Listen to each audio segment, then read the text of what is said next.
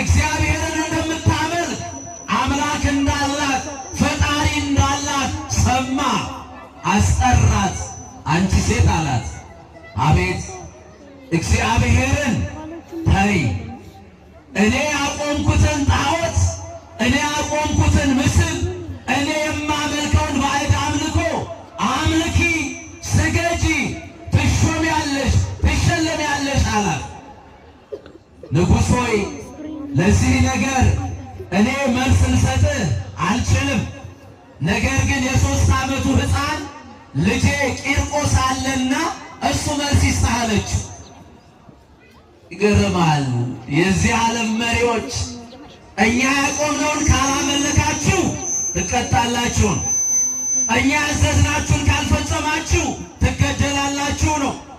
እኛ የምንመክራችሁን ምክር ተግባራዊ ካላደረጋችሁ፣ እግዚአብሔርን ካላሳዘናችሁ ይህ ከሸማኔ መወርወሪያ ይልቅ እየፈጠነ ያለው ዘመናችሁ ይፈጠናል፣ በሞት ትሰናበታላችሁ ይሉናል።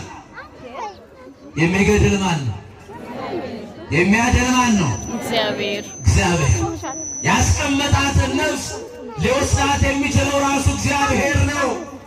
ሕፃኑ ቂርቆስ የ3 ዓመቱ ተጠራና መጣ። አንተ ሕፃን አለው።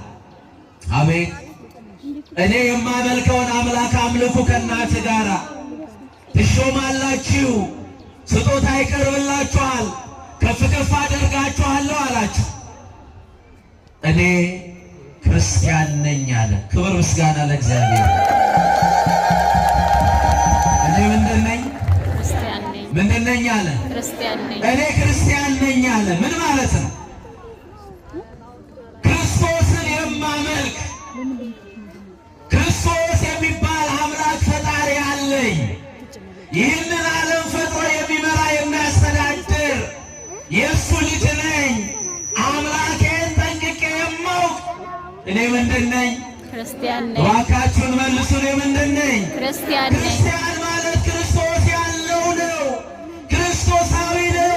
በጥምቀት የከበረ በደመ ማኅተሙ የታተመ አምላክ ያለው ፈጣሪ ያለው መጋቢ ያለው የሚያወጣው የሚያበላው የሚያስገባው የሚያስተኛው የሚያስነሳው የሚባርከው ሥጋውን የሰጠው ደሙን የሰጠው በመጨረሻም መንግሥተ ሰማያትን የሚያወርሰው አምላክ ያለው ነው።